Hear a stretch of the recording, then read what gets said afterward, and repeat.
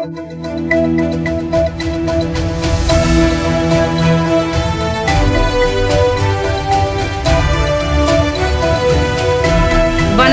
சக்தி சேனலின் புதுவையின் இன்றைய நிகழ்வுகள். புதுச்சேரி IRPN பிரிவு போலீசார் மீதான தொடர் புகார் காரணமாக வாரந்தோறும் 35 கிலோமீட்டர் அணிவகுப்பு செல்ல டிஜிபி உத்தரவிட்டுள்ளார். புதுச்சேரியில் கடந்த 2005ஆம் ஆண்டு IRPN பிரிவு உருவாக்கப்பட்டது. இதில் 800க்கும் மேற்பட்ட IRPN போலீசார் பணியாற்றி வருகின்றனர். இந்த நிலையில் IRPNகள் சட்டம் ஒழுங்கு போலீசாருடன் இணைந்து பணியாற்றும் போது பல்வேறு பிரச்சினைகளை உருவாக்குவதாகவும் IRPN பிரிவு உருவாக்கப்பட்ட நாளில் இருந்து இதுவரை வெளிமாநிலத்திற்கு சென்று எந்தவித பாதுகாப்பு பணியில் ஈடுபடாமல் இருப்பதாகவும் பல்வேறு புகார்கள் வந்தது. இதனால் IRPN போலீசார் வாரம் ஒரு நாள் புதுச்சேரியில் இருந்து திண்டிவனம் வரை 35 கிலோமீட்டர் தூரத்திற்கு நடைபயிற்சி மேற்கொள்ள வேண்டும் என டிஜிபி ஷாலினி சிங் உத்தரவிட்டுள்ளார். அதன்படி வரும் 5ஆம் தேதி முதல் IRPN போலீசார் திண்டிவனம் சென்று வர வேண்டும். இதற்கு IRPN போலீசார் கடும் கண்டனங்களை தெரிவித்து வருகின்றனர். புதுச்சேரி காவல்துறைக்கு புதிதாக வாங்கப்பட்டுள்ள 7 மோப்பநாய் குட்டிகளை டிஜிபி ஷாலினி சிங் பார்வையிட்டார். புதுச்சேரி காவல்துறையில் துப்பறிவு மோப்பநாய் பிரிவு செயல்பட்டு வருகின்றது. இப்பிரிவில் புதுச்சேரியில் 9, காரைக்காலில் 2 என மொத்தம் 11 மோப்பநாய்கள் இருக்க வேண்டும். ஆனால் 4 மோப்பநாய்கள் மட்டுமே உள்ளன. எனவே காவல்துறைக்கு லேபர் டாக் இனத்தை சேர்ந்த 5 நாய்க்குட்டிகளும் டாபர்மேன் இனத்தை சேர்ந்த 2 நாய்க்குட்டிகள் என 7 புதிதாக நாய்க்குட்டிகள் வாங்கி பணியில் இணைக்கப்பட்டுள்ளன. காவல் தலைமையகத்திற்கு கொண்டு வரப்பட்ட இந்த நாய்க்குட்டிகளை டிஜிபி ஷாலினி சிங் தலைமையிலான போலீஸ் உயர் அதிகாரிகள் கொஞ்சம் மகிழ்ந்தனர். இவை பயிற்சிக்கு பின் புதுச்சேரி வெடிகுண்டு பிரிவில் 3, குற்ற புலனாய்வில் 1, போதைப்பொருள் தடுப்பு பிரிவில் 1 என இணைக்கப்படும் என தெரியவந்துள்ளது. பிரச்சினைகளை பேசி தீர்க்காததால் புதுச்சேரியில் இருந்து தொழிற்சாலைகள் வெளியேறி வருவதாக முதலமைச்சர் ரங்கசாமி வேதனை தெரிவித்துள்ளார். புதுச்சேரி அரசு தொழிலாளர் துறை சார்பில் தொழில் நல்லுறவு குறித்த ஒருநாள் பயிற்சி முகாம் கதிர்காமம் இந்திரா காந்தி அரசு மருத்துவக் கல்லூரி கருத்தரங்கு கூடத்தில் இன்று நடைபெற்றது. தொழிலாளர் நலத்துறை ஆணையர் நாராயண ரெட்டி தலைமையில் நடைபெற்ற விழாவில் சிறப்பு விருந்தினராக முதலமைச்சர் ரங்கசாமி கலந்து கொண்டு பயிற்சி முகாமை தொடங்கி வைத்தார். தொடர்ந்து விழாவில் பேசிய அவர், புதுச்சேரியில் சிறு குறு தொழிற்சாலைகள் 1500 உள்ளது. இதில் 85,000 தொழிலாளர்கள் பணியாற்றி வருகின்றனர். பெரிய தொழிற்சாலைகள் சில வெளியேறியிருக்கலாம். சலுகை நிறுத்தம், தொழிலாளர் பிரச்சினை ஆகியவற்றால் பெரிய தொழிற்சாலைகள் வெளியேறியுள்ளன. இதனால் வேலைவாய்ப்பு குறைந்துள்ளது. ஏற்கனவே புதுச்சேரியில் விவசாய தொழில் நலிவடைந்துள்ளது. கடந்த காலங்களில் 31,000 ஹெக்டராக இருந்த நிலம் தற்பொழுது 10,000 ஹெக்டராக சுருங்கியுள்ளது. இதனால் விவசாயிகளின் வேலைகளும் குறைந்துவிட்டது. தொழிலதிபர்களுக்கும் தொழிலாளர்களுக்கும் இடையே நல்லுறவு நிலவ வேண்டும். தொழிலாளர்கள் மகிழ்ச்சியாக இருந்தால்தான் தொழில் வளர்ச்சி அடையும். இதை தொழிலதிபர்கள் கருத்தில் கொள்ள வேண்டும் என்றார். சேதராப்பட்டு, கரசூரில் புதிய தொழிற்சாலைகளை கொண்டு வர நடவடிக்கை எடுத்துள்ளோம். இதன் மூலம் படித்த இளைஞர்களுக்கு வேலைவாய்ப்பு கிடைக்கும் என்றார். இந்த விழாவில் சட்டமன்ற உறுப்பினர் ரமேஷ் உட்பட அதிகாரிகள் கலந்து கொண்டனர். கிரிப்டோ கரன்சி மோசடி வழக்கில் நடிகைகள் தமன்னா, காஜல் அகர்வால் ஆகியோருக்கு சம்மன் அனுப்பி விசாரிக்க புதுச்சேரி சைபர் கிரைம் போலீசார் முடிவு செய்துள்ளனர். புதுச்சேரி லாஸ்பேட்டையை சேர்ந்த BSNL ஓய்வு பெற்ற ஊழியர் அசோகன் 70. இவர் கிரிப்டோ கரன்சியில் ஆஷ்பே என்ற இணையதள பக்கத்தில் ₹98 லட்சம் முதலீடு செய்து ஏமாந்தார். இதுகுறித்த புகாரின் பேரில் புதுச்சேரி சைபர் கிரைம் போலீசார் வழக்கு பதிந்து கிரிப்டோ கரன்சி மோசடி கும்பலை சேர்ந்த கோயம்புத்தூர் ரமேஷ்குமார் மகன் நிதிஷ்குமார் ஜெயின் 36, அரவிந்த்குமார் 40 ஆகியோரை கைது செய்து சிறையில் அடைத்தனர். மேலும் 9 பேரை தேடி வருகின்றனர். இதுகுறித்து போலீசார் கூறுகையில், கிரிப்டோ கரன்சி மோசடி வழக்கில் தொடர்புடையவர்கள் கோயம்புத்தூர், மாமல்லபுரம், மும்பை உள்ளிட்ட இடங்களில் மோசடி செய்த பணத்தை கொண்டு கோடிக்கணக்கில் செலவு செய்து மிகப்பெரிய அளவில் விழாக்களை நடத்தியுள்ளனர்.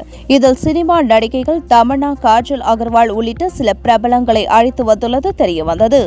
இதற்காக நடிகைகளுக்கு எவ்வளவு சம்பளம் வழங்கப்பட்டது, அந்த பணம் எந்த வங்கிக் கணக்கில் இருந்து அனுப்பப்பட்டது, அவர்களுக்கும் இந்த மோசடி கும்பலுடன் தொடர்பு உள்ளதா என பல்வேறு சந்தேகங்கள் ஏற்பட்டுள்ளது. இதனால் சம்பந்தப்பட்ட நடிகைகளான தமன்னா, காஜல் அகர்வால் ஆகியோருக்கு சம்மன் அனுப்பி விசாரிக்க முடிவு செய்யப்பட்டுள்ளது என்றனர்.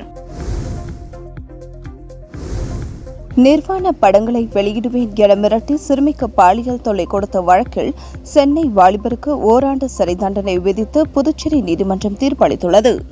சென்னை துறைப்பாக்கம் பெருங்குடியைச் சேர்ந்தவர் பிரவீன் 22 தனியார் நிறுவன ஊழியர். இவருக்கு 17 வயது சிறுமியுடன் பழக்கம் ஏற்பட்டு பாலியல் தொல்லை தந்துள்ளார். தனது விருப்பத்தை நிறைவேற்றாவிட்டால் நிர்வாண புகைப்படங்களை சமூக வலைதளங்களில் வெளியிடுவதாக மிரட்டினார். இதனால் அந்த சிறுமி சென்னையில் இருந்து புதுச்சேரிக்கு குடும்பத்துடன் குடியேறியுள்ளார். அப்போதும் பிரவீன் தொடர்ந்து சிறுமிக்கு ஆபாச பட மிரட்டல் விடுத்தார். இதுகுறித்த புகாரின் பேரில் பிரவீனை கைது செய்த முதலியார்பேட்டை போலீசார் அவர் மீது புதுச்சேரி போக்சோ விரைவு நீதிமன்றத்தில் வழக்கு தொடர்ந்தனர். இவ்வழக்கில் அரசு தரப்பில் வழக்கறிஞர் பச்சையப்பன் ஆஜரானார். வழக்கை விசாரித்த நீதிபதி சுமதி குற்றம் சாட்டப்பட்ட பிரவீனுக்கு போக்சோ சட்டத்தின் கீழ் ஓராண்டு சிறை மற்றும் ரூபாய் 10,000 அபராதம் விதித்து தீர்ப்பளித்தார். மேலும் பாதிக்கப்பட்ட சிறுமிக்கு ரூபாய் 25,000 வழங்க அரசுக்கு பரிந்துரை செய்தார். வெளிநாட்டில் வேலைவாய்ப்பு உள்ளதாக கூறி காரைக்கால் வாலிபரிடம் ரூபாய் 3.30 லட்சத்தை மோசடி செய்த கும்பலை போலீசார் தேடி வருகின்றனர். காரைக்கால் PK சாலையை சேர்ந்தவர் முத்தழகன். இவர் ஆன்லைனில் வெளிநாட்டு வேலைவாய்ப்பு தொடர்பான விளம்பரத்தை பார்த்து அதிலிருந்து மொபைல் எண்ணை வாட்ஸ்அப் மூலம் தொடர்பு கொண்டு பேசியுள்ளார். அப்பொழுது எதிர்முனையில் பேசிய மர்ம நபர் கனடாவில் தங்களுக்குரிய வேலை இருப்பதாகவும் அந்த வேலைக்கு விசா கட்டணம் செலுத்த வேண்டும் என கூறியுள்ளார். இதை நம்பிய முத்தழகன் அந்த மர்ம நபருக்கு ரூபாய் 3,30,360 அனுப்பி ஏமாந்துள்ளார். இதேபோல் நயனார் மண்டபம் வஉசி வீதியை சேர்ந்த சூர்யா என்பவரை டெலிகிராம் மூலம் தொடர்பு கொண்ட மர்ம நபர் வீட்டில் இருந்தபடி அதிக பணம் சம்பாதிக்கலாம் என ஆன்லைன் வேலை குறித்து கூறியுள்ளார். இதை நம்பிய சூர்யா ரூபாய் 79,000 பணத்தை செலுத்தி ஏமாந்துள்ளார். இதேபோல் ஆன்லைன் மோசடி கும்பலிடம் முதலியார்பேட்டையை சேர்ந்த ராஜசேகர் ரூபாய் 50,000 லாஸ்பேட்டையை சேர்ந்த ராஜேஸ்வரி ரூபாய் 35,900 மதகடிப்பட்டை சேர்ந்த ஜெயராஜ் ரூபாய் 40,000 நல்லவாடு சுனாமி நகரை சேர்ந்த ராமிலா ரூபாய் 18,450 காரைக்காலை சேர்ந்த ஜெயசூர்யா ரூபாய் 31,350 என மொத்தம் 7 பேர் ரூபாய் 5,85,000 பணத்தை அனுப்பி ஏமாந்துள்ளனர். இதுகுறித்த புகாரின் பேரில் புதுச்சேரி சைபர் கிரைம் போலீசார் வழக்கு பதிந்து விசாரணை நடத்தி வருகின்றனர். அரியாங்குப்பம் அருகே மது போதையில் பொதுமக்களிடம் கத்தியை காட்டி மிரட்டிய வாலிபரை போலீசார் கைது செய்தனர். அரியாங்குப்பம் அடுத்த புதுக்குளம் மாரியம்மன் கோவில் அருகே வாலிபர் ஒருவர் போதையில் பொதுமக்களிடம் கத்தியை காட்டி மிரட்டினார்.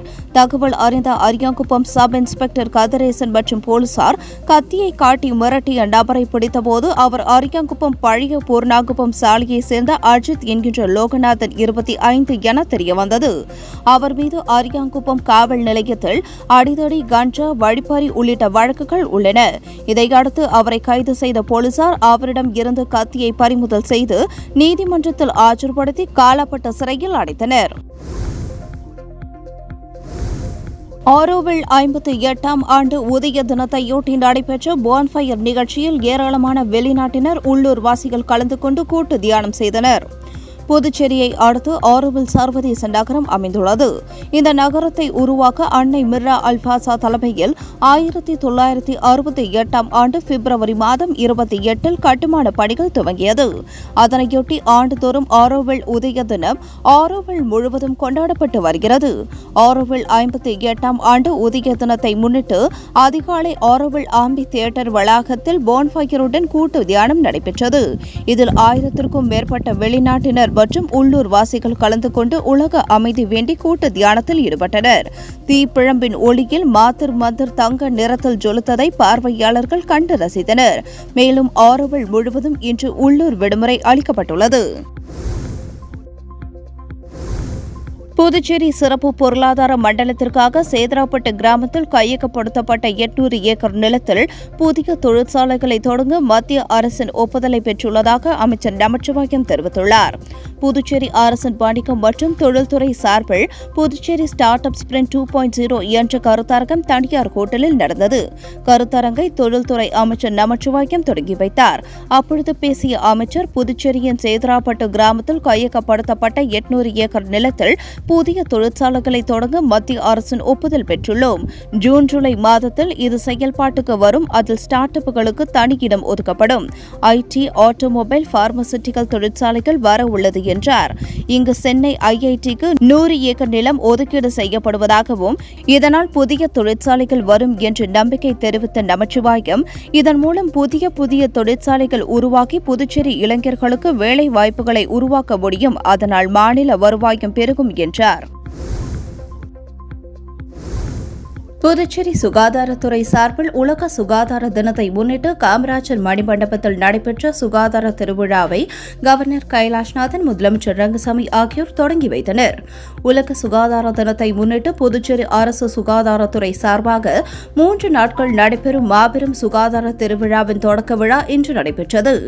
விழாவில் சிறப்பு விருந்தினர்களாக துணைநிலை ஆளுநர் கைலாஷ்நாதன், முதலமைச்சர் ரங்கசாமி ஆகியோர் கலந்து கொண்டு மாபெரும் சுகாதார திருவிழாவினை குத்து விளக்கேற்றி தொடங்கி வைத்தனர். இதனைத் தொடர்ந்து டெங்குவை குறைக்கும் திட்டத்தினை சிறப்பாக செயல்படுத்த உறுதுணையாக இருந்த அரசு மற்றும் தனியார் பள்ளி ஆசிரியர்கள் மற்றும் தன்னார்வ தூதுவர்களுக்கும் விழிப்புணர்வு நிகழ்ச்சிகளில் பங்கேற்ற மாணவ மாணவியருக்கும் துணைநிலை ஆளுநர் மற்றும் முதலமைச்சர் ஆகியோர் சான்றிதழ்களை வழங்கினர்.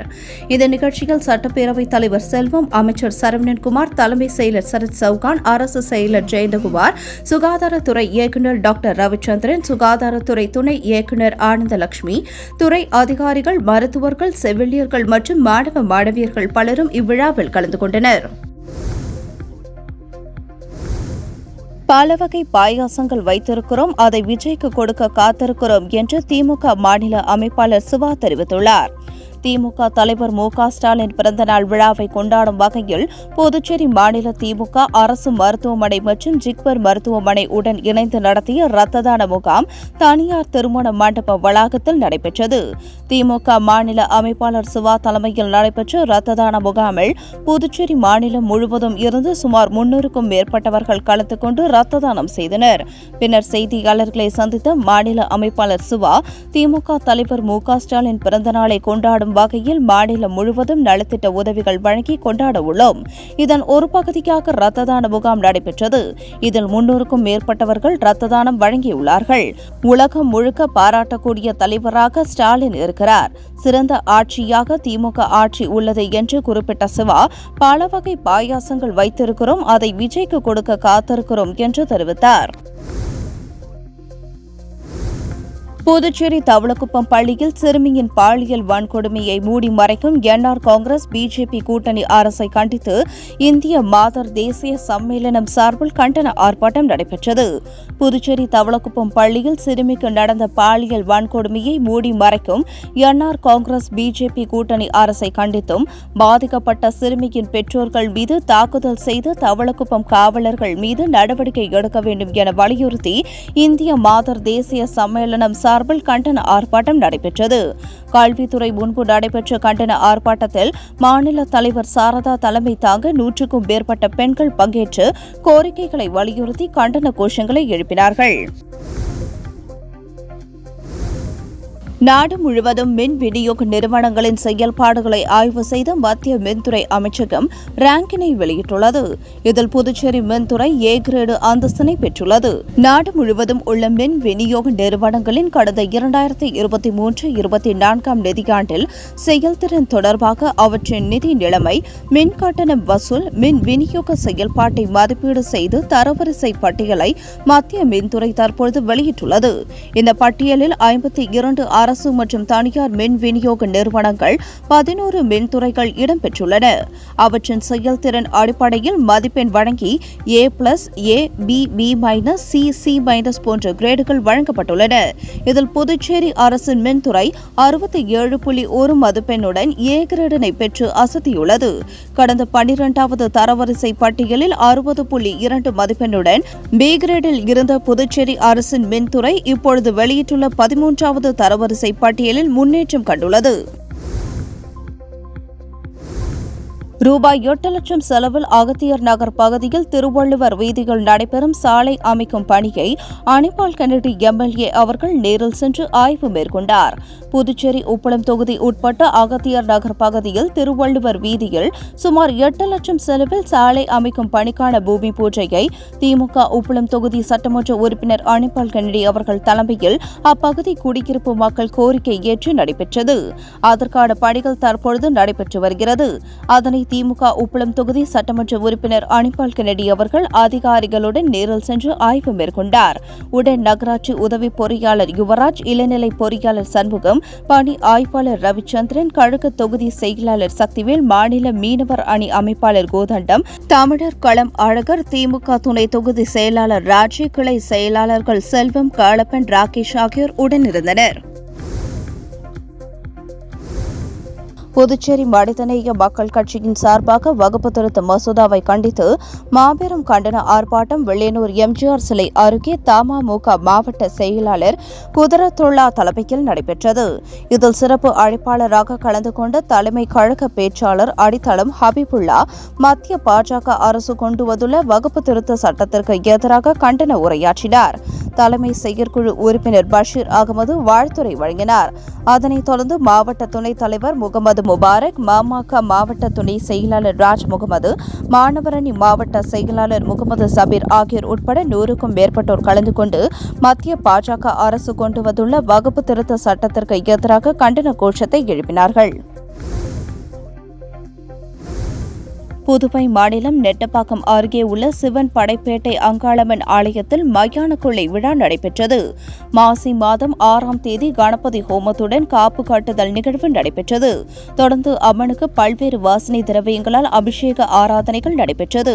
தினமும் அம்மன் சிறப்பு அலங்காரத்தில் அலங்காரம் செய்யப்பட்டு இரவு வீதியுலா நடைபெற்றது. தொடர்ந்து வள்ளாள கண்டன் கோட்டை அடித்தல் நிகழ்வு நடைபெற்று மயான கொள்ளை விழா சிறப்பாக நடைபெற்றது. விழாவிற்கான ஏற்பாடுகளை விழா குழு தலைவர் சரவணன், செயலாளர் வேல்முருகன், பொருளாளர் பச்சையப்பன் மற்றும் ஊர் பிரமுகர்கள் ஏழுமலை, கிருஷ்ணமூர்த்தி, சிவகுமார் உட்பட பருவத ராஜகுல பொதுமக்கள் செய்திருந்தனர். மயான கொள்ளை விழாவை காண சிவன் படைப்பேட்டை, பண்டசோழ நல்லூர், நெட்டப்பாக்கம், கரியமாணிக்கம் உள்ளிட்ட கிராமங்களில் இருந்து திரளான மக்கள் கலந்து கொண்டு சுவாமி தரிசனம் செய்தனர். மறுநாள் அம்மனுக்கு மஞ்சள் நீர் உற்சவம் நடைபெற்றது. சிறுவந்தாடு கிராமத்தில் எழுந்தருளியுள்ள திரௌபதி அம்மன் ஆலயத்தில் தீமிதி திருவிழா சிறப்பான முறையில் நடைபெற்றது. புதுவை மாநிலம் அருகே உள்ள தமிழக பகுதியான சிறுவந்தாடு கிராமத்தில் அமைந்துள்ள ஸ்ரீ தர்மராஜா திரௌபதி அம்மன் ஆலயத்தில் தீமிதி திருவிழா சிறப்பாக நடைபெற்றது. மாசி மாதம் 7ஆம் தேதி கொடியேற்றத்துடன் விழா தொடங்கியது. தொடர்ந்து பூரணி போர்க்கலை ஐயனார் அப்பனுக்கு ஊரணி பொங்கல் வைக்கும் நிகழ்வு நடைபெற்றது. அதனைத் தொடர்ந்து அர்ஜுனன் திரௌபதி அம்மன் திருக்கல்யாண உற்சவம் நடைபெற்றது. கிருஷ்ண பகவான் அர்ஜுனன் திரௌபதி அம்மன் சிறப்பு அலங்காரத்தில் அலங்காரம் செய்யப்பட்டு கருடாழ்வார், இந்திர வாகனம், ஆதிசேஷ வாகனம், யானை வாகனம், குதிரை வாகனங்களில் இரவு வீதியுலா நடைபெற்றது. சுற்றுப்புற கிராமங்களில் இருந்து திரளான பக்தர்கள் பங்கேற்று தீ மிதித்து தங்கள் நேர்த்திக் கடனை செலுத்தினர். விழாவிற்கான ஏற்பாடுகளை விழா குழுவினர் மற்றும் பொதுமக்கள் செய்திருந்தனர். மறுநாள் தர்மர் பட்டாபிஷேகம் நடைபெற்றது.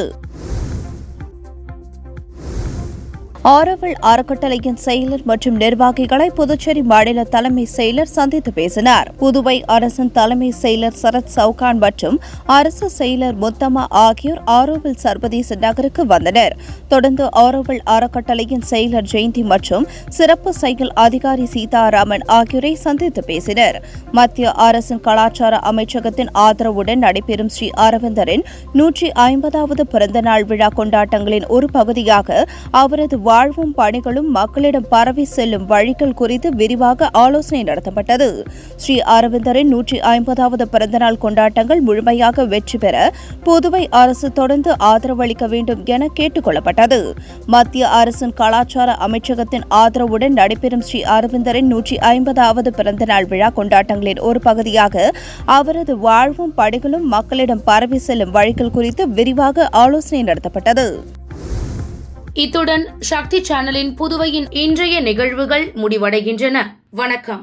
உங்கள் சக்தி சேனலின் புதுவையின் அன்றாட நிகழ்வுகளை உடனுக்குடன் தெரிந்து கொள்ள சக்தி சேனல் புதுச்சேரி யூடியூப் சேனலை சப்ஸ்கிரைப் செய்து கொள்ளுங்கள். மறக்காமல் பெல் பட்டனையும் கிளிக் பண்ணுங்க, ஷேர் பண்ணுங்க, லைக் பண்ணுங்க. உங்கள் சக்தி சேனல்.